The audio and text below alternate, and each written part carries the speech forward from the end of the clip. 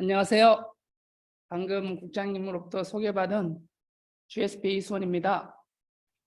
2년 전에 줌으로 소장님들께 인사드리면서 정보통신 직무교육을 해드렸었는데요. 그 사이에 관계법령도 많이 개정되고 또 디지털로 아파트에 그 주차차장이라든지 홈네트워크, 홈오토메이션, CCTV 쪽이 대대적으로 재구축공사와 유지보수가 많이 진행되면서 그 하자로 인해서 또 소장님들과 대표장님, 주민들께서 생각하신 대로 공사가 안 돼서 여러 가지 이제 분쟁이 많이 발생하는 경우들이 많습니다. 오늘은 그 사무국장님이 설명해드린 제1강에서는 요즘 가장 핫한 이슈죠. 공동주택 정보보안, 해킹부터 시작해서 유지보수 재구축에 따르는 정보보안 위주로 설명을 드리고, 제2강에서는 디지털로 전개되는 정보통신 시스템에 대한 그 월 유지보수 계약, 현재 관리, 그 다음에 부분 교체 또는 전면 교체 등등에 대해서 가이드를 해드릴까 합니다. 2시간 동안에 제가 드리고 싶은 말씀은 큰 뼈대 위주로 설명을 올릴 거고요. 또 말미에 저희가 이런저런 자료를 많이 모아놨습니다. 그래서 자료에 대해서는 설명을 드릴 수 있는 기회는 책자로 드리도록 하겠습니다. 저는 현재 24년째 사업을 하고 있고 또 15년째 대한민국 주택관리사 소장님들께 정보통신 교육을 하고 있습니다. 지난달에는 세종에서, 이번 달은 이제 우리 인천시, 서울시, 대구, 대전 등등 5개 권역에서 강의가 예정되어 있고요. 늘 말씀드립니다만 소장님들께 피해가 가지 않은 선에서 또 관계법령과 절차를 지켜가면서 일이 될 수 있게 가이드를 해드립니다. 오늘 제가 설명드린 핵심적인 내용 중에 하나죠. 공동주택 정보보안. 소장님들 디지털로 진화되고 있는 정보통신 시스템 유지보수 하시면서 굉장히 관리하시면서 어렵잖아요. 사실을 알고 보면 굉장히 쉽습니다. 쉽다는 건 뭐냐면 그 관계법령이라든지 기준 또는 고시, 지침, 가이드라인이 있잖아요. 그 가이드라인을 준수하시면서 관리를 하고 유지하면 됩니다. 관리과장이나 기정과장, 정기과장 등등 이런 과장님들이 옆에서 서포트하는 그분들한테 업무를 지시하면 되는 거예요. 새롭게 뭔가를 만들어서 하는 게 아닙니다. 그렇죠? 그래서 첫 번째 시간에는 저희가 잘 아시는 흔히 CCTV라고 하죠. 공동주택의 영상정보, 홈네트워크, 홈오토메이션, 그다음에 주차 차단기 등등에 있어서 어떻게 우리가 정보보안에 유의해야 될 것인가, 또 정보보안이 문제가 생겼을 때 우리한테 어떤 피해가 올 것인가, 이 부분을 안내를 해드릴 거고요. 요즘 이제 뭐 KBS 뉴스에도 시리즈로 계속 나왔었는데 홈네트워크 해킹 사건이 있었죠. 결국 뭐 범죄를 일으킨 분, 뭐 범죄인이죠. 그분도 잡히고 했지만 홈네트워크 이슈에 대한 부분, 그 다음에 CCTV 영상관리, 영상정보 처리 기기의 책임자는 다 소장님이라는 건 아십니다. 그리고 공동주택의 개인정보 관리 책임자, 서버 관리 책임자도 사실상은 소장님이시잖아요. 그래서 우리가 어떤 걸 좀 더 유의를 하면 좋을지 그 내용으로 안내를 해드리겠습니다. 두 번째 시간에는 엔지니어링 컨설팅이 왜 필요한가, 그리고 어떤 시스템을 재구축할 때 왜 설계와 그 시공, 그다음에 감리가 나눠져야 되는가, 법적 근거와 그 역할들, 유의사항들에 대해서 간단하게 안내할 예정입니다. 사례로 뭐 한두 건 정도 따분해 하시니까 사례를 설명드릴 건데, CCTV의 공사 품질이 하자가 어떤 유형이 있고 그걸 방지할 방법은 무엇이었는지, 주차 차단기 공사도 왜 하자가 발생하는지, 홈 네트워크는 무슨 문제가 생기는지, 그리고 그로 인해서 발생했을 때 하자에 대한 관리소장님과 입주의 대표 회장님의 책임의 한계가 어디까지인지, 이 내용들을 설명을 드릴 거고요. 이 자료는 어제 사무국장님이 아마 PDF 자료를 공지하셨을 겁니다. 그 내용과 같습니다. 제일 먼저 당선 수립계획의 수립 기준이 73개 항목이 있습니다. 그 항목 중에 정보통신과 직접 또는 간접적으로 연관되어 있는 항목은 9가지입니다. 이 9가지 항목들을 가지고 정보통신에 대해서 장충금을 가지고 공사를 하시고 하시잖아요. 그때 그럼 정보보안하고 무슨 관계가 있는가? 잘 보시죠. 출입문, 이건 로비폰이 연관됐을 때 정보보안이 연결돼 있을 거고, 통신 및 방송 설비에서 우리가 보통 전관 방송이라고 그러죠. 방송을 통해서 나가는 자료들, 내용들에서 정보보안 이슈가 있을 수 있고, 가장 빈번하게 생기는 문제가 CCTV입니다. 우리는 이제 이걸 영상 정보 처리 기기라고 하죠. CCTV에 대한 이슈. 그다음에 가장 핫하게 세대와 연관되어 있는 게 바로 홈 네트워크, 흔히 월패드라고 합니다. 월패드에 대한 해킹만 이슈가 되느냐? 그렇지 않고 방제실에 설치되어 있는 홈넷 서버가 해킹되면 자동으로 전 세대가 해킹되겠죠. 그래서 이 역시 정보보안하고 직결됩니다. 주차 차단기가 왜 정보보안하고 연결되느냐? 주차 차단기는 당연히 RF 방식이든 그게 번호인식 방식이든 또는 뭐 다른 클라우드 방식이든 간에 어찌됐건 입주민의 또는 정기 등록 차량에 대한 정보가 다 외부 클라우드든 아니면 내부에 있는 등록 서버에든 다 저장이 되게 됩니다. 그렇죠? 뭐 각 세대, 뭐 차량 번호, 핸드폰 번호, 기타 등등 자료들이 다 보관됐을 때 이게 만약에 외부에 인가받지 않는 제3자로 인해 해킹되면 어떡할까요? 아파트에 전체 등록된 차량에 대한 데이터가 전부 다 외부로 유출이 되고 또 한 가지는 랜섬웨어에 감염이 되면 차단기 작동이 중단되겠죠. 그런 부분들이 있습니다. 그래서 장성 계획의 수립 기준 73개 항목 중에 9개 항목 13%가 조금 부족한데 다 정보통신과 연관이 되어 있고 거의 모든 항목이 다 정보보안하고 직결되어 있다 설명을 드립니다. 이게 이제 제가 오늘 설명드릴 내용은 기본적으로 정보통신과 직결되어 있습니다. 정보통신과 직결되어 있는데 대한민국 아파트는 홈 네트워크가 설치되어 있는 아파트가 있고 홈 오토메이션으로 설치되어 있는 아파트가 있죠. 홈 네트워크는 잘 아시다시피 전 세대의 UTP든 광 케이블은 단독으로 배관 배선이 되어 있고 공용부는 대부분이 다 광 케이블로 연결되어 있습니다. 그리고 이 망에 다양한 홈 네트워크 설비와 홈 네트워크 기기가 다 연동되어 있죠. 그래서 이렇게 홈 네트워크가 연결되어 있는 건 항상 뭐하고 직결되어 있을까요? 정보 보안에 굉장히 취약합니다.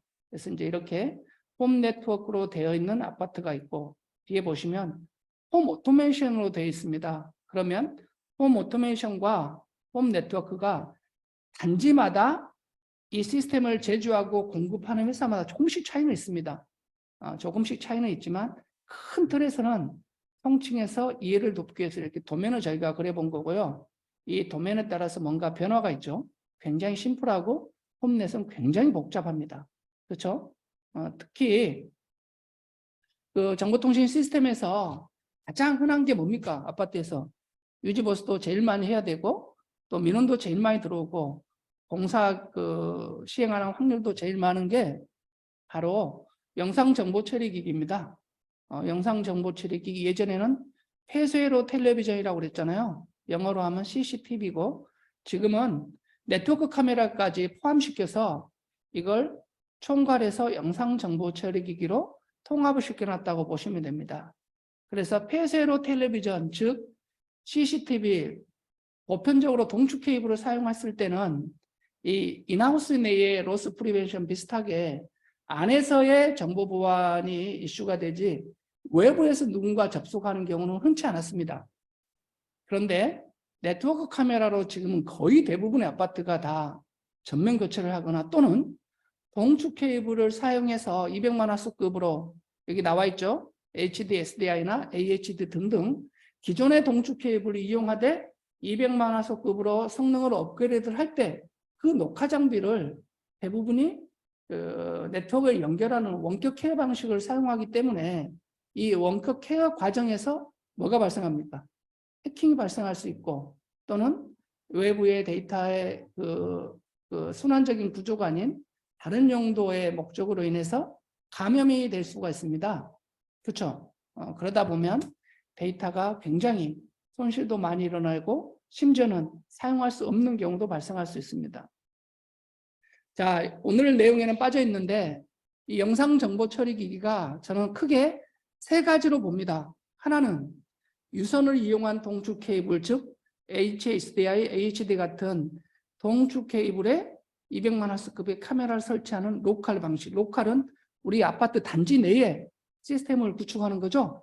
그 다음에 두 번째는 IP 네트워크 방식이라고 그래가지고 잘 아시다시피 간선망원 광 케이블을 설치하고 100m 이내의 케이블에 연결되는 그 UTP 케이블을 이용해서 IP 카메라를 연결하고 그 사이사이에는 네트워크 장비라고 하는 스위칭 허브들이 설치가 되잖아요. 그렇게 이제 이루어지는 게 있고, 세 번째는 한때 국내 통신, 전기통신 사업을 하는 통신 회사들이 아파트에 굉장히 많이 홍보를 했죠. 클라우드 카메라라고. 클라우드 카메라는 말 그대로 클라우드에 네트워크 연결을 시켜서 저장 기능이 외부에 있는 데이터 센터에 저장을 합니다. 그리고 소장님이나 또는 제3자 인가받는 자가 데이터 센터에 접속을 해서 뭘 할까요? 검색, 백업을 할 수 있고, 심지어는 라이브 뷰라고 하죠. 관제 기능도 실질적으로는 인터넷 케이블을 이용해서 외부에 있는 데이터 센터에 접속해서 그걸 관제를 하는 형태로 합니다.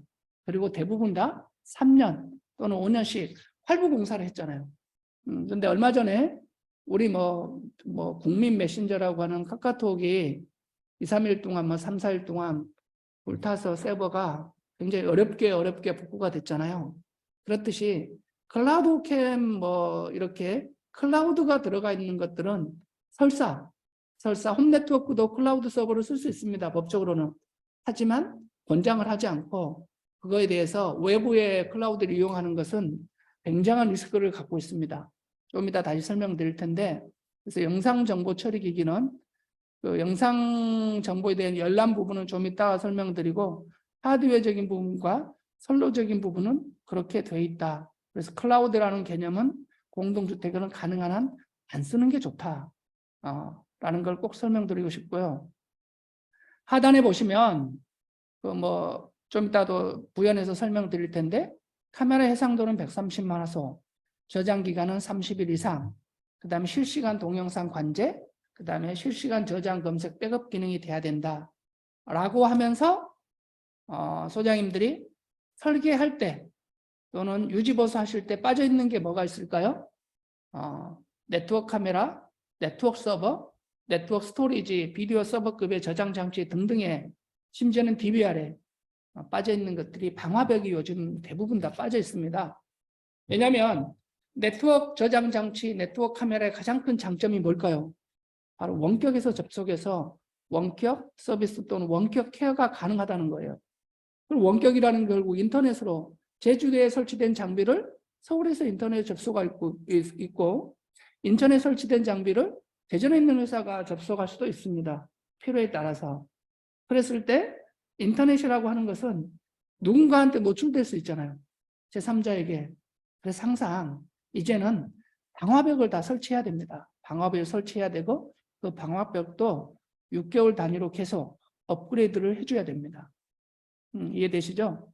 그래서 소장님들께서 오늘 강의가 끝나고 내일 출근하시면 아파트에 설치되어 있는 영상정보 처리 기기의 저장 장치가 무엇인가 한번 살펴보시고, MVR, 네트워크 비디오 레코더 또는 비디오 서버, 이런 네트워크 저장 장치, 심지어는 DVR로 되었을 때 이게 사이버 보안에 해당하는 방화벽을 설치하지 않고 이걸 유지 관리하고 하는 것들이 어떤가 한번 살펴보시고요.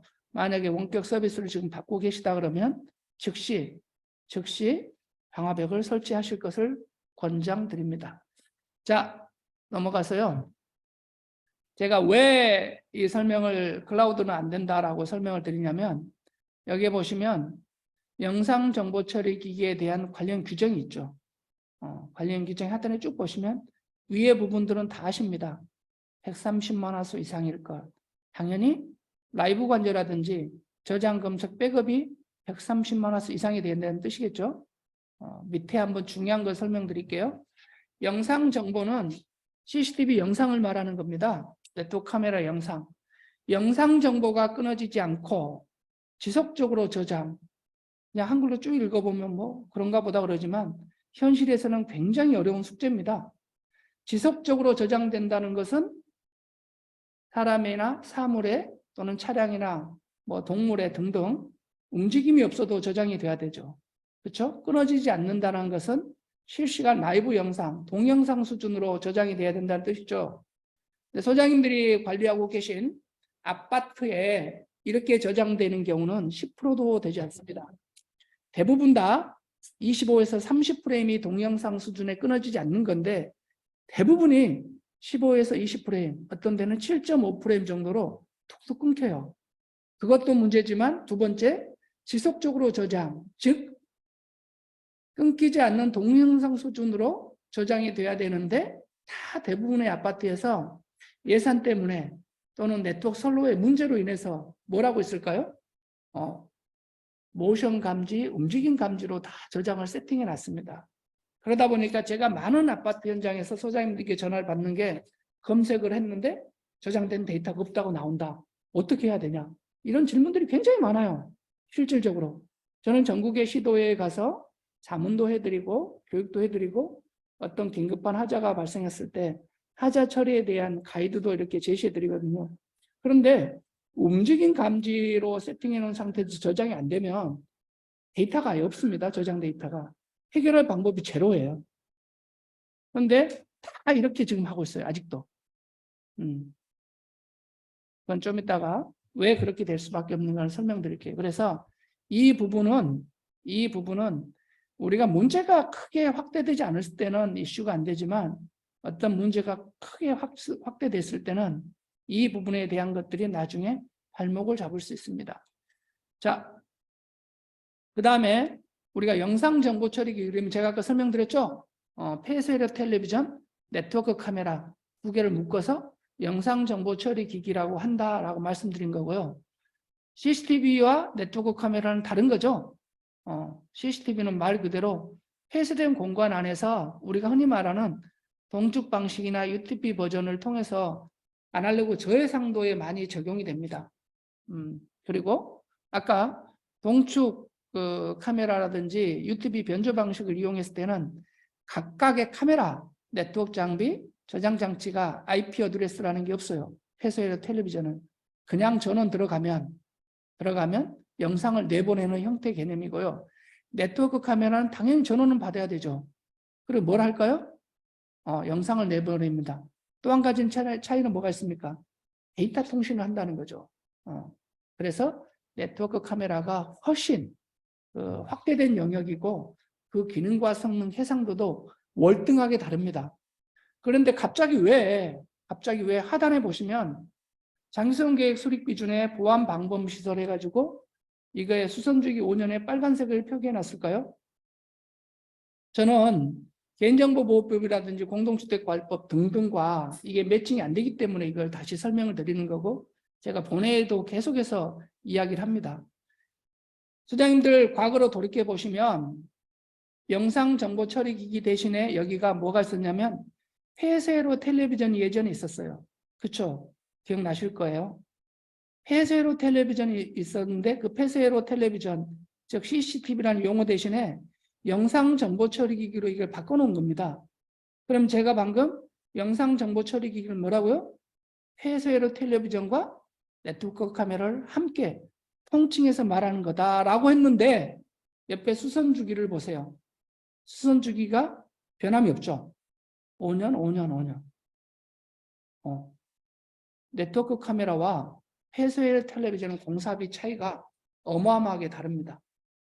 폐쇄 텔레비전은 보통 개소당 30, 40만 원이면 되죠. n분의 1로 나눴을 때 네트워크 카메라는 최소 n분의 1로 했을 때 120, 130, 140만 원씩 이렇게 들어야 돼요.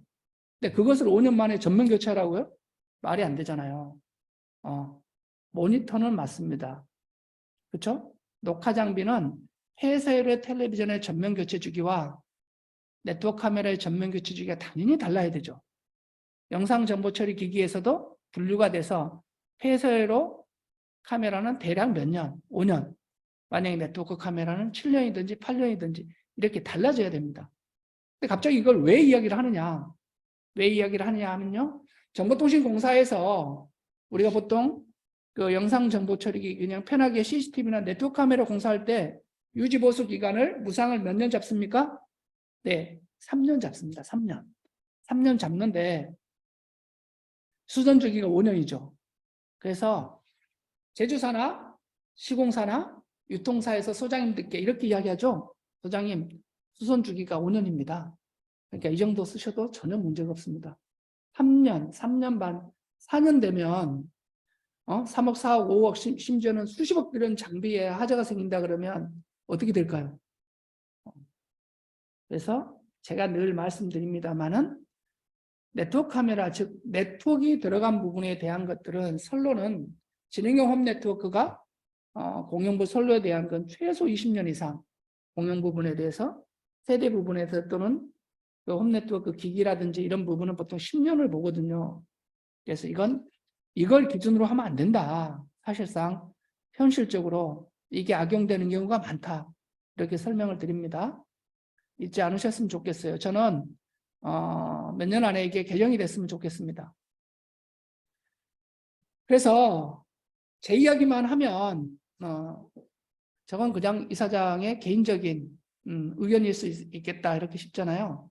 이제 우리 정보통신 기술사 중에 정태복 기술사님이 계십니다. 공동주택에 많이 다니시는 분인데 이 부분이 기고한 게 있어요. 두 가지 내용.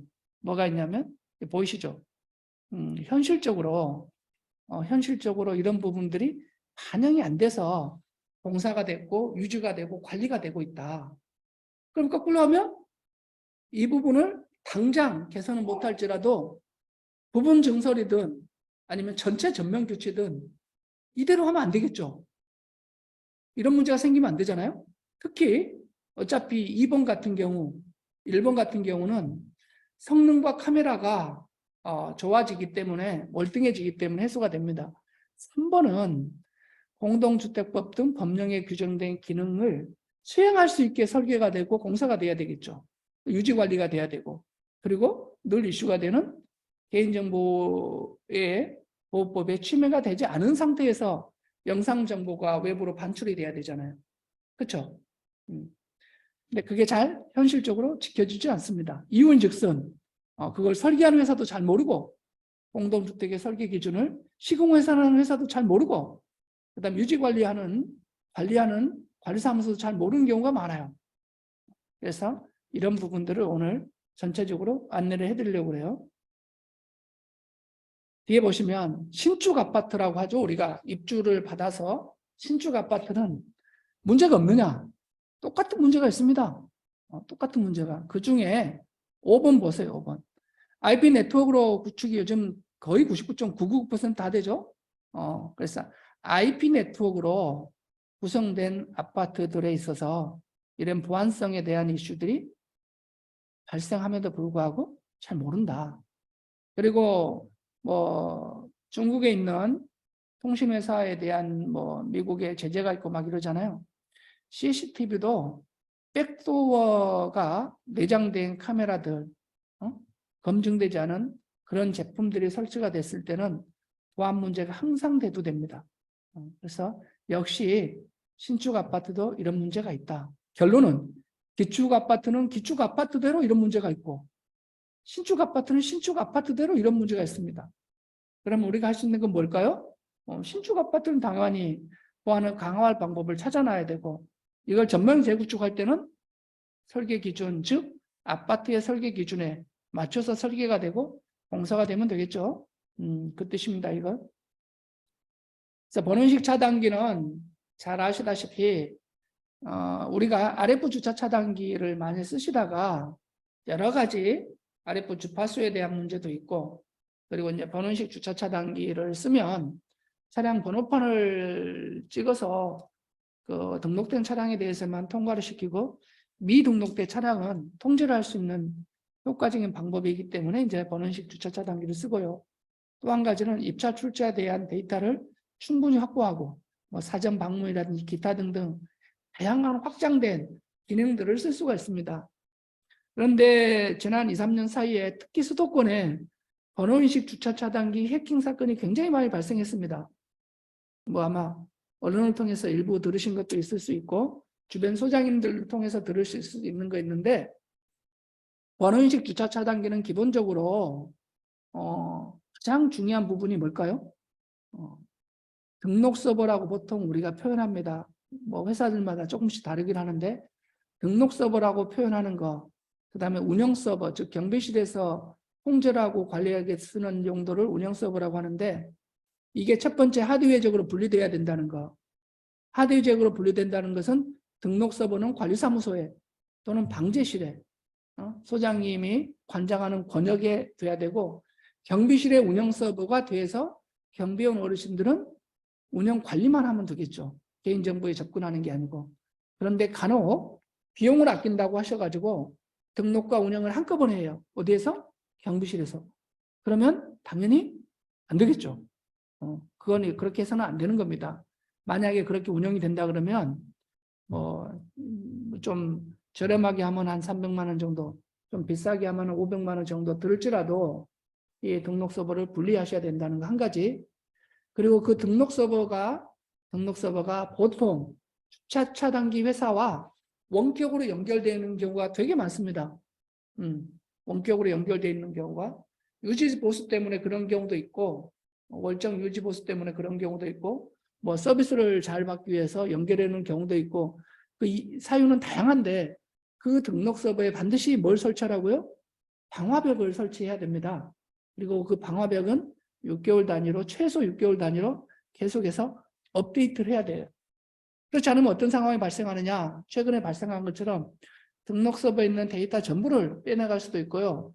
랜섬웨어에 감염시킬 수도 있고, 다양한 이제 이슈들이 막 발생할 수 있어요. 그러면 여러 가지 또 다른 문제가 파생이 되겠죠. 그래서 아까 제가 모두의 그 영상정보 처리 기계, 우리가 말하는 CCTV를 많이 표현하는데, 영상정보 처리 기계 관리 책임자, 서버에 대한 관리 책임자, 개인정보에 대한 관리 책임자가 다 누구라고요? 관리소장님입니다. 그렇죠? 그래서 이 부분, 주차 차단기는 이 부분을 꼭 검토를 하시고, 당연히 이사 가시거나 하시면 그 내용은 다 어떻게 합니까? 삭제를 해야 되겠죠? 다 삭제를 해야 됩니다. 자, 자동문, 방화문, 홈 오토메이션, 홈 네트워크 이렇게 있습니다. 많이 들으셨죠? 자동문, 방화문이 단독으로 설치되어 있을 때는 정보통신과 전혀 상관이 없습니다. 근데 자동문, 방화문의 출입통제 기능이 가미되기 시작하면서 연결이 되면 이제 출입통제 시스템으로 확장이 되죠. 그래서 홈 오토메이션은 나중에 화면이 나오는데 배선 방식에 따라서 버스 배선 방식, 그 다음에 스타 배선 방식, 카메라 배선 방식 이렇게 나뉘고요. 홈 네트워크는 기본적으로 지능형 홈 네트워크 설비 및 설비 및 설치에 대한 기준이 명확하게 나와 있잖아요. 그래서 아까 말씀드린 공영부와 세대부가 배관 배선이 다르다. 그럼 이 차이가 뭐냐? 그럼 홈 오토메이션은 또 개발사, 제조사마다 여러 가지 차이점들이 있어요. 여기에는 출입 통제에 들어가는 게 무슨 기능이 있습니까? 로비폰에 RF 카드가 있고, 또 한 가지 뭐 있을까요? 비밀번호 기능이 있고, 또 한 가지는 요즘 막 블루투스 원패스라고 그래가지고 여러 제조사들이 독립형도 있고 각 제조사들의 빌트인 기능도 있죠. 블루투스 원패스, 즉 스마트폰으로도 출입 통제할 수 있잖아요. 또 네 번째는 뭐가 있을까요? 지문으로도 있습니다. 지문. 그렇죠? 지문. 그 다음에 다섯 번째는 안면인식 기능도 있어요. 안면인식 기능. 또 뭐 아주 특수한 경우는 뭐 홍채인식도 있고 이러잖아요. 이 모든 것들이 다 개인정보하고 직결되어 있습니다. 그렇죠? 이런 부분에 대해서 홈 오토메이션, 홈 네트워크에 들어가는 로비폰 기능에 대한 부분이 있어요. 그러면 갑자기 왜 로비폰을 강조해서 설명을 하느냐? 로비폰을 강조해서 설명드리는 경우는 이 로비폰에 들어있는 게 아까 제가 그랬죠. 정보통신은 유무선 광선, 유선, 무선, 광선이 굉장히 중요합니다. 우리 스마트폰은 뭡니까? 전기통신 사업자가 무선으로 지금 통신을 하는 거죠. 옛날에 유선 방식의 전화에서 지금 무선 통신하는 거 아닙니까? 무선에 있어서의 스마트폰의 개인정보에 대한 관리, 로비폰을 통해서 각 세대에서 인가를 받으면은 그 각 세대의 라인에 자동으로 보통 블루투스가 켜졌다고 가정했을 때 그 출입이 가능하시잖아요. 그러면 얼른 들으시면 그건 세대에서 본인이 자기 스마트폰으로 뭐 인증받은 건데 이게 왜 관리사무소나 아파트와 정보 보안이 이슈가 되느냐. 그러면 이 스마트폰을 쓰기 위해서는 당연히 로비폰에 단독형이든 아니면 내장형이든 그 기능이 들어가야 되잖아요. 그렇죠? 그러면 결국은 로비폰은 뭐에 해당할까요? 홈 오토메이션 또는 홈 네트워크 일부입니다. 일부. 그렇죠? 그럼 블루투스 원베이스가 내장됐건 외장됐건 그 단독형이든 똑같은 정보통신 설비의 일부에 해당하는 겁니다. 그래서 그 회사들이 스마트폰으로 인가받은 내용에 대해서 이 로비폰의 용도, 출입통제 용도 외적으로 사용하면 당연히 안 되겠죠. 그렇죠? 개인정보의 사용의 범위가 명확하게 돼야 되잖아요. 그래서 웬만한 아파트에는 지금 다 뭐뭐 회사 등등 여러 회사들의 블루투스 원베이스 기능이 동작하고 있습니다. 설치가 돼서 무료로 설치한 데도 있고요. 뭐 유료로 한 데도 있고 장충으로 한 데도 있고 다양합니다. 근데 그건 뭐 다 이견이 다르고 아무리 법적으로 이슈가 된다고 해도 아파트에서 이미 쓰고 있는 거에 대해서 뭐라고는 저는 하고 싶지 않아요. 다만 소장님들은 그 회사들하고 개인정보에 대한 계약을 내우셔야 된다는 거예요. 그 우리한테 우리 세대의 입주민들의 개인정보를 가지고 사용하는 범위를 명확하게 규정을 하시고 그걸 뭐 본인들이 실수든 고의든 중과실이든 다른 용도로 사용했을 때 민형사상 책임의 한계를 분명하게 잡으시라는 거예요. 그래 놓으셔야지 나중에 문제가 안 생깁니다. 그렇죠? 솔직히 그 아파트에 1000세대든 500세대든 300세대든 10,000세대든 아파트에 사시는 분들이 평생 그 아파트에 생을 마감할 때까지 사시는 경우도 있지만 또 이사 가신 분들도 있고 전세 내서 오신 분도 있고 전세도 들어오시는 분도 있고 다양하잖아요. 그러면 개인정보를 그 사람들이 지울까요? 저는 지운다고 생각하지 않습니다. 그렇기 때문에 그 개인정보가 어떻게 사용될지는 아무도 몰라요. 솔직히. 그래서 소장님들이 외적으로 지금 어떻게 보면 개인정보 관리가 위탁이 되는 형태잖아요. 그 부분에 대해서는 약정을 맺어 놓으시면 좋으시겠어요. 그래서 한번 다시 로비폰에 대해서 말씀드렸고 공용부 홈 네트워크 시스템은 좀 이따가 그림 보고 다시 설명드릴게요.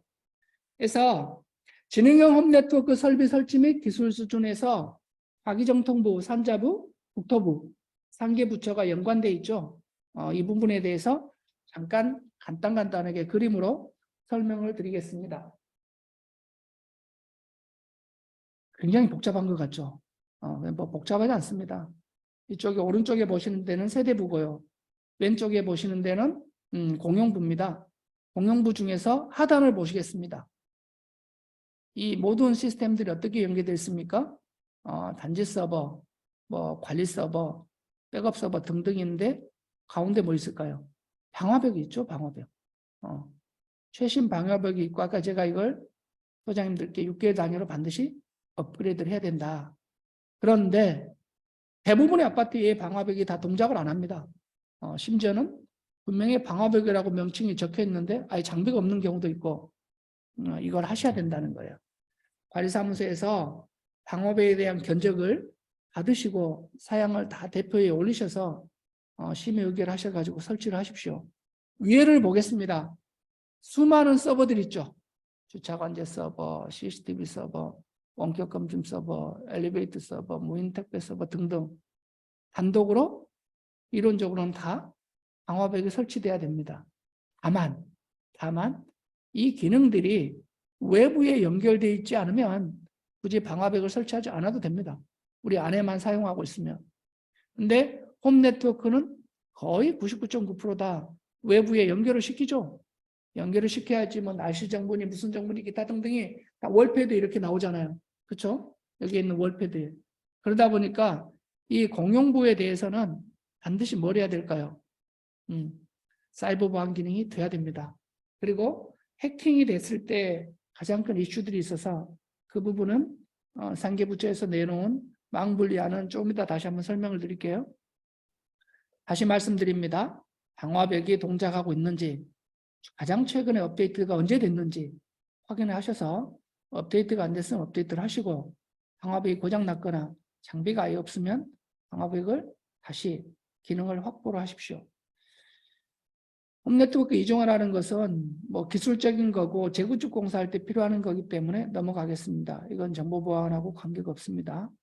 이중화라는 것은 재구축 공사를 하는데 세대에서 기존의 월패드를 일부 쓰시겠다라고 했을 때 새로운 월패드와 기존 월패드가 호환이 안 되니까 기존에 있는 시스템과 새로운 시스템이 공존한다는 의미입니다. 회사들이 많이 이렇게 제안을 하죠. 홈네트워크는 아시다시피 홈네트워크 망, 홈네트워크 장비, 홈네트워크 사용기기 이렇게 크게 분류가 되는데요.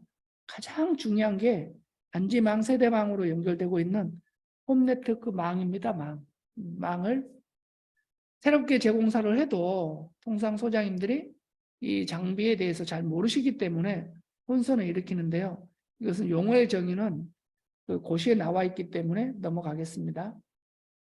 넘어가고 이제 오늘 그러면 홈네트워크에 대해서 두 가지를 주안점으로 설명을 드릴 건데요. 하나는 그 공용부에 해당하는 쪽에 있어서 뭐가 있습니까? 아까 사이버 보안이라고 그래가지고 방화벽을 꼭 설치해야 된다고 제가 말씀을 올렸죠. 그 한 가지 강조해서 설명을 드리고 있고요. 입자대표에서 굳이 뭐 설치하냐고 계속 그 부결을 시켜도 소장님들은 최소 3번 정도는 계속 안건을 올리십시오. 규정이 이렇게 돼 있기 때문에 이걸 복원에 복구해야 된다고. 두 번째, 이제 제가 갑자기 홈네트워크 설비를 하면서 이렇게 화면을 띄웠냐면요. 많은 단지의 소장님들이나 또는 심지어 시군구 관할 행정청의 주무관님들이 이 세대 단말기, 우리는 보통 월패드라고 표현을 합니다. 그렇죠? 세대 단말기, 그림에서 보면 거실에 이렇게 설치되어 있는 세대 단말기 있죠. 월패드를 장충을 가지고 공사를 할 수 있느냐 없느냐. 즉 500세대 아파트 홈네트워크 재구축 공사를 하려고 하는데 공용부는 장충금을 하고 세대부는 반드시 각 세대에서 돈을 다 각출해야 되느냐 가지고 옥신각신 굉장히 많이 했잖아요. 근데 실은 필수 설비에 해당하기 때문에 월패드는 장충금을 가지고 공사할 수 있습니다. 그러면 장충금을 가지고 공사했을 때 문제가 되는 게 뭐가 있느냐. 위에 보시면 이 홈네트워크 사용기기, 보통 홈네트워크 기기라고 표현하는데요. 원격 제어, 원격 금지, 감지기, 전자출입 등등 이런 다양한 입주 당시에 설치되어 있던, 연결돼서 동작하고 있던 또는 동작을 하지 않던 이런 기기들을 선별적으로 뭐 500세대 중에 뭐 100세대는 뭐 ABC만 하고 뭐 또 100세대는 뭐 CD를 하고 이렇게 해서 금액이 100만 원이든 50만 원이든 뭐 150만 원이든 이렇게 동일하게 적용이 안 되고 따로따로 적용됐을 때는 문제가 된다는 거죠. 그래서 결론을 말씀드리면 홈네트워크 월패드 역시 전 세대에 동일한 장비를 동일한 가격으로 설치할 때는 장충금을 써서 공사해도 규정상 법상 전혀 문제가 안 됩니다. 실질적으로 현재 최근에 전면 교체를 하는 현장들이 다 이렇게 하는 현장들도 꽤 있고요. 또 내년, 내후년 2년, 3년 걸쳐서 장기 수용 계획에 반영하는 아파트들도 이것들을 많이 넣고 있습니다. 아까 제가 클라우드 컴퓨터라고 했죠. 이론적으로는 가능합니다. 그러나 현실적으로는 정보 보안과 개인정보 유출 이런 여러 가지 리스크로 클라우드 컴퓨팅은 추천하지 않습니다. 규정이 있다고 해서 규정을 다 적용해서 하면 소장님들한테 피해가 올 수 있죠. 제가 이거 설명해 놓은 것은 아까 월패드 역시 뭘로요? 장충금을 통해서 공사할 수 있다. 이거 설명드리려고 이걸 제가 해놨고요. 홈네트워크 구축 공사에 있어서 주의사항이 있어요. 주의사항. 주의사항이 있는데 여기면 동일 금요에 해당할 때는 경미한 행위지만 대규모로 엄청난 변화가 될 때는 행위허가 행위신고. 예를 들어 소장님들이 판단을 해보세요. 제가 아까 현재 로컬 서버 즉 그 홈넷에 방제실에 이렇게 서버들이 설치되어 있는데 이렇게 설치가 되어 있는데 갑자기 이것을 우리 관리사무소나 또는 방제실에 설치되어 있는 그 로컬 DB 백업 관리 서버 방화벽 이런 기능들을 우리 골치 아프니까 그냥 외부에 있는 특정 회사의 클라우드를 쓰겠다라고 이 입자 대표에서 의결하고 막 공사를 하면 그게 법적으로 문제가 없을까요? 저는 여기에서 이 내용을 반드시 행위허가 대상에 포함된다고 유권 해석을 하고 싶습니다. 왜? 전 주민의 개인정보가 클라우드에 다 들어가 있잖아요. 그렇죠? 그리고 그 클라우드는 대부분 회사들이, 홈넷 회사들이 자체로 서버를 갖고 있는 경우가 드뭅니다. 위탁시키거든요. 데이터 센터에. 그렇죠? 데이터 센터에 대부분 다 위탁을 시켜요. 근데 그 데이터 센터에 문제가 생기면 어떻게 될까요? 아파트가 마비됩니다. 또 한 가지는 뭐가 있습니까? 인터넷 선로, KT, LG, SK 등등 같은 전기통신 사업자의 인터넷 선로망을 통해서 우리가 데이터를 이용해야 되잖아요. 트래픽이 생기고 했을 때 문제가 많이 발생할 수 있죠. 그건 소장님이 어떻게 관할할 수가 없어요. 인터넷에서 우리만 쓰는 전용망이 아니기 때문에. 그래서 굉장히 주의하셔야 된다. 요즘은 홈넷, CCTV, 주차 차단기 모두 다 클라우드는 배제하면 좋겠습니다. 그래서 뭐 이런 것들을 좀 기술적으로 검토를 하시면 좋겠다라는 거고요. 여기에 보시면 이제 여러 가지 내용들이 있는데 통상적으로 10년, 15년, 20년 정도 되면 우리가 승강기도 보통 뭐 20년, 25년 정도 되면 많이 교체하고 배관도 그러시잖아요. 홈넷도 그러는 것 같아요. 그래서 홈 네트워크는 보통 주기가 10년, 20년이다. 기기와 공용 시스템 이렇게 돼 있다라는 걸 참고하시면 될 것 같고요. 망 분리는 아까 제가 설명을 드렸잖아요. 이렇게 이렇게 쭉 보시면 막 이런 사건, 사고들이 굉장히 많이 있었습니다. 그렇죠?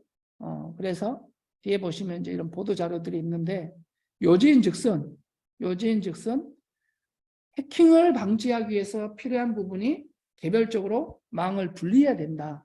즉, 한 집에서 해킹이 발생했을 때 다른 집에 영향이 안 가게 하겠다는 게 이제 망 분리의 기본적인 취지예요. 그런데 우리는 지금 새로운 아파트를 건설하는 게 아니잖아요. 지어놓은 아파트에 뭐 입주 아파트든 뭐 구축 아파트든 소장님들이 관리를 하고 계시잖아요. 이게 적용될까요? 이론적으로는 적용이 가능합니다. 공사비가 어마어마하게 들어가겠죠. 망분리를 다 적용하려고 그러면 기본적으로 세대 곱하기 50에서 60만 원의 추가비가 들어가요. 그리고 나서 VPN 서버라든지 VPN 모듈을 관리하는 비용이 또 막대하게 들어가요. 엄청난 비용이 들어갑니다, 이건. 그래서 현실적으로 이걸 지금 적용하지 못하고 있어요. 기축 아파트에 대해서는 그건 좀 이따 또 추가해서 설명을 드릴게요. 그래서 보안 관리라는 게 정보 보안에 대한 내용인데 이런 내용들이 현재까지 왔다. 그래서 22년 12월 달에 했죠. 누구라고는 말씀 안 드리겠습니다. 그래서 이런 보도 자료 이런 내용들이 있고 쭉 이렇게 계속해서 설치 및 기술 수준이 쭉 이렇게 개정이 됩니다. 개정이 되는데 이건 뭐 그 내용에 보면 도시에 나와 있는 걸 정리 한번 한 거요. 그림으로 설명드릴게요.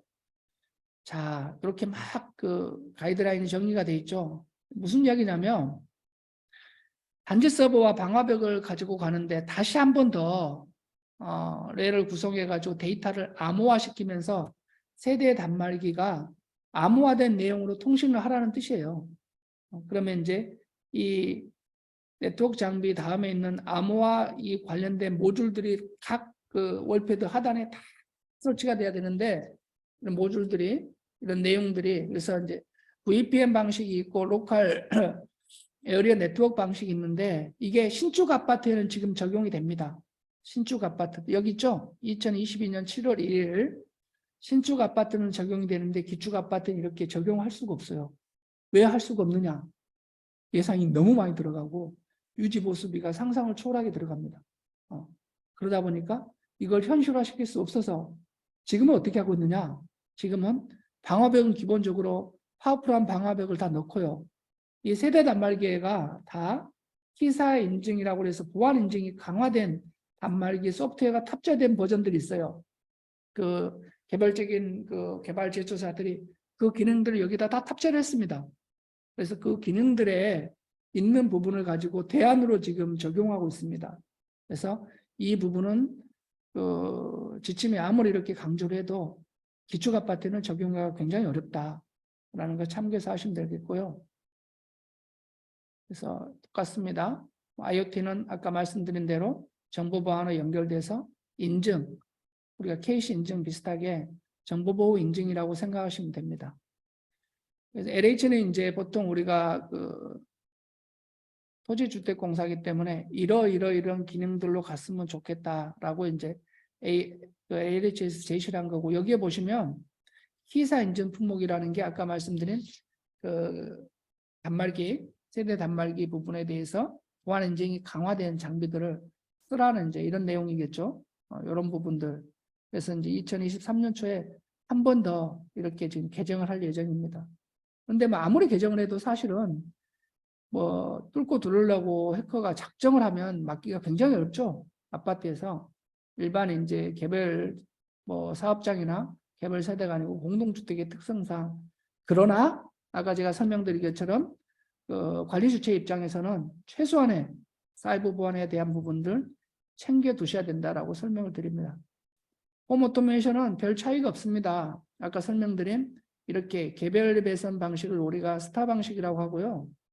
그 다음에 버스 방식은 이제 버스 중에서도 단말기로 올라가는 세대기 방식이 있고, 이제 세 번째는 카메라 배선이라고 해서 메인이 카메라로 오고 카메라에서 어디로 갈까요?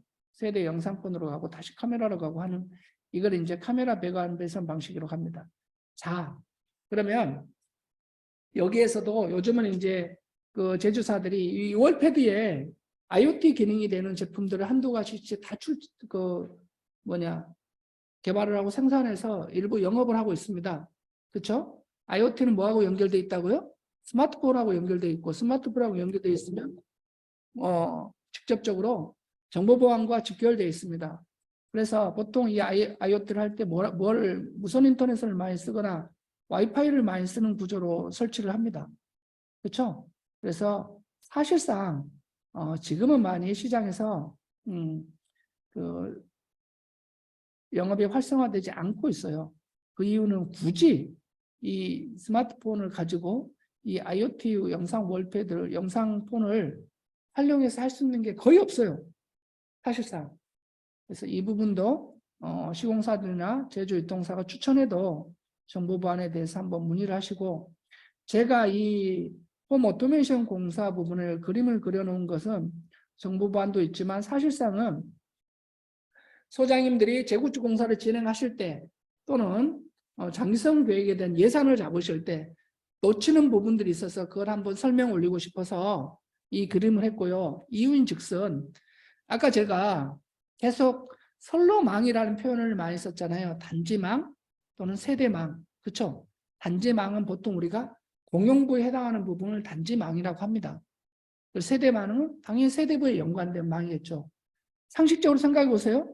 소장님이 관리하고 계시는 아파트 단지의 홈 오토메이션이, 홈넷 말고 홈 오토메이션이 이 스타 방식으로 지금 설치된 현장인지, 버스 방식으로 설치된 현장인지, 카메라 배선으로 설치된 현장인지도 파악이 안 된 상태에서 견적을 받는다.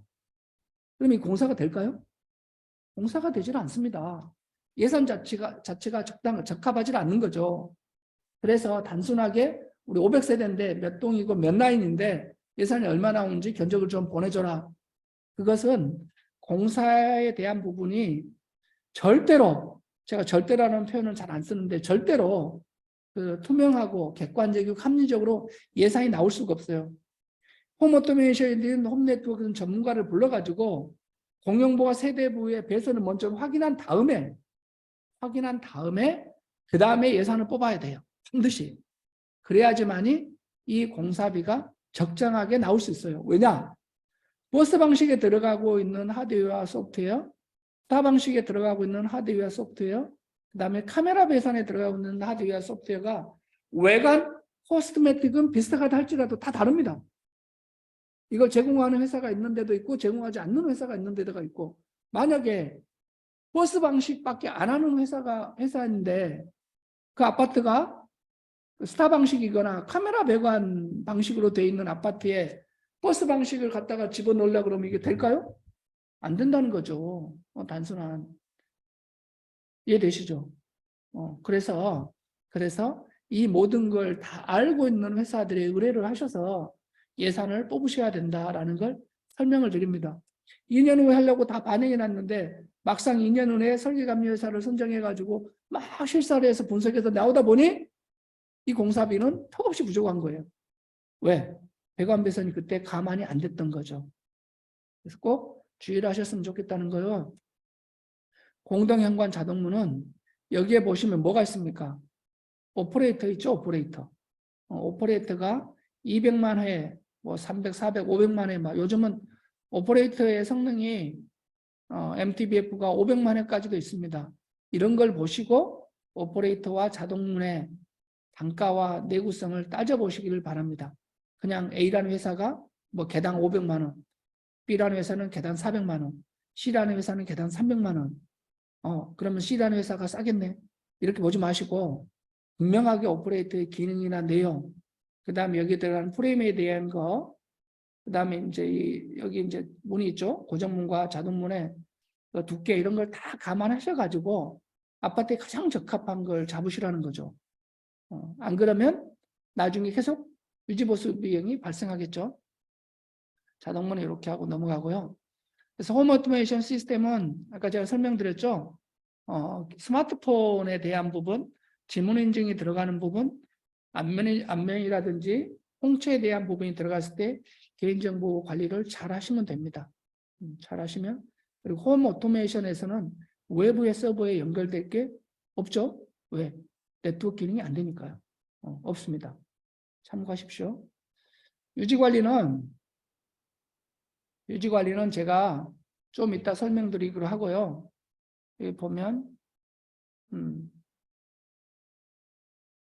여기 정보보안 쪽으로 좀 넘어가겠습니다. 개인정보는 소장님들께서 잘 아시다시피 굉장히 민감하죠. 요즘 굉장히 민감합니다. 굉장히 민감하고 그 다음에 특히 CCTV에 대한 열람 또는 정보 반출 이슈들이 계속 발생하고 심지어는 또 112를 많이 찾으니까 경찰청에서도 개인정보 보호의 뭐 유권 해석을 해가지고 막 전국의 시도의 아파트 소장님들께 많이 이렇게 업무 협조를 요청했죠. 협조를 요청하고 저도 한 달에 한두 건 정도는 아주 개인적으로 소장님들의 그 애로사항들에 대해서 지원을 해드립니다. 자, 개인정보보호법은 아파트에도 당연히 적용됩니다. 그렇죠? 거기 주의사항을 좀 보겠습니다. 아까 말씀드린 폐쇄력 텔레비전이 가장 이슈가 많이 됩니다. 폐쇄력 텔레비전에 대해서 어떻게 제가 설명을 드렸냐면 충분하게 논의를 하시되 법과 절차, 즉 관계 규정에 준수해서 영상 정보에 대한 열람이 이루어져야 된다. 밑에 볼까요? 이게 이제 한국 아파트 신문에 나와 있는 건데 쭉 내려가셔서 영상 정보를 열람하고 할 때 정보 주체가 있죠. 정보 주체. 정보 주체가 즉 당사자가 아니고 정보 주체가 제3자일 경우에 그 제3자의 개인정보가 프라이버시가 침해될 수 있잖아요. 그때가 이제 이슈입니다. 모자이크와 마스킹 등등. 모자이크를 어떻게 할 것이며 프라이버시 존 마스킹을 어떻게 할 것인가. 이제 기술적인 문제가 봉착하고 심지어 법원에서 문서 제출 명령을 소장님들이 받는 경우 있잖아요. 뭐 몇 월 며칠 몇 시, 뭐 얼마 정도, 5분이든 10분이든 여기에 대해서 문서 제출, 즉 영상 정보를 제출해라라고 하셨을 때 덜컥 주시면 안 되는 거예요. 그렇죠? 그 문서 제출 명령에 뭐 누구와 누구라고 했는데 그 누구와 누구를 누군지를 어떻게 알아요? 소장님들이 주민일 100% 확신했을 때는 크게 상관이 없지만 그 100%가 아니고 제3자인 경우 외부인과 우리 주민인데 그 외부인이 누군지를 모른다. 그런 방법이 없잖아요. 그럴 때는 그냥 주시면 안 되는 겁니다. 그래서 개인정보는 당연히 당사자를 특정할 수 있어야 되고 특정되지 않은 제3자는 전부 다 뭘 해야 된다고요? 모자이크와 마스킹을 해야 된다는 겁니다. 자, 그래서 경찰청에서 이런 뭐 자료들을 막 안내하고 있죠. 경찰청에서 이런 자료를 안내하고 있는데 요건 해석을 받았다고 막 이렇게 이야기할 수 있죠. 여기 보시면 열람시켜 줘야 됩니다라고 하는데 다 뭐가 있습니까? 단서가 있죠. 단서가. 제3자는 어떻게 하라고요? 심지어는 뭐 그걸 가리는 방법은 잠깐 보여줄 때 가리는 방법은 다양합니다. 뭐 테이프도 붙여도 된다, 포스트도 된다, 뭐 또 해야 된다, 이렇게 하죠. 즉 제3자는 이 사람에게 그 제3자가 이 당사자로 인해서 제3자의 그 개인정보가 피해를 받아서는 침해를 받아서는 안 된다라는 거고요. 여기에서 보면 이제 아까 제가 개인정보 영상정보 처리기기 할 때 이제는 뭘 해야 될까요? 저장 장치 기능 중에 마스킹이라든지 그 프라이버시 존 마스킹이라든지 그 다음에 그 제가 말씀드린 제3자의 개인정보를 그 침해하는 것을 방지할 수 있는 기능이 저장 장치 안에 있어야 됩니다. 실제로 그런 제품들이 있고 없는 제품이 있고 그래요. 그래서 설계도서를 작성할 때 그 기능이 들어가 있어야 되겠죠. 그걸 한 가지 설명드리고 싶고요. 그 다음에 이제 요즘 뭐 영상정보 처리기기를 여러 가지 방법으로 급하다 보면 여기는 이제 곰플레이를 이용한 방법이에요. 곰플레이를 이용한 방법이 있고 요 하단에 보시면 실질적으로 외부에서는 현재 어떻게 하고 있냐. 외부에 대해서는 여기 보면 개인정보를 위한 최적화된 그 솔루션이다, 반출 솔루션이다라고 해가지고 이게 이제 법적으로 위변조를 방지하는 방법들로 이제 이렇게 하는데 이건 비용이 굉장히 많이 들어요. 이 비용이 굉장히 많이 들고 이 비용에 대해서는 누가 맡아야 된다고요? 청구자가 뭐 법원이 됐건 어디가 됐건 본인들이 이제 사용하겠다 하면 신청자가 돈을 내야 되는 거예요. 정보 주체가. 그래서 그 특히 법원에서 만약에 문서 제출 명령이 온다. 문서 소진이 소장님이잖아요. 온다라고 했을 때 첫 번째는 개인정보가 그 특정돼야 된다. 두 번째 제3자에 대해서는 마스킹을 제공해야 된다. 그리고 마스킹을 할 때 비용은 원고, 즉 청구자가 또는 뭐 저쪽에 그 정보 주체가 부담을 해야 되고 돈이 들어온 다음에 자료가 가야 됩니다. 그런 절차를 법원하고 서로 서류를 제출해서 일을 진행하셔야지 저기서 요청했으니까 당연히 법원에서 왔으니까 제3자에 대해서 그 작업을 하지 않고 진행을 했을 때는 그 3자가 만약에 소장님을 개인정보보호법 위반으로 이렇게 뭘 하면 문제가 됩니다. 그러면요, 여기까지 일단 첫 번째 시간을 마치고 두 번째 시간에 조금 더 정보 보안에 설명을 드리고 그 다음에 정보통신공사 관련해서 넘어가도록 하겠습니다. 수고하셨고 10분 후에 뵙겠습니다. 고맙습니다.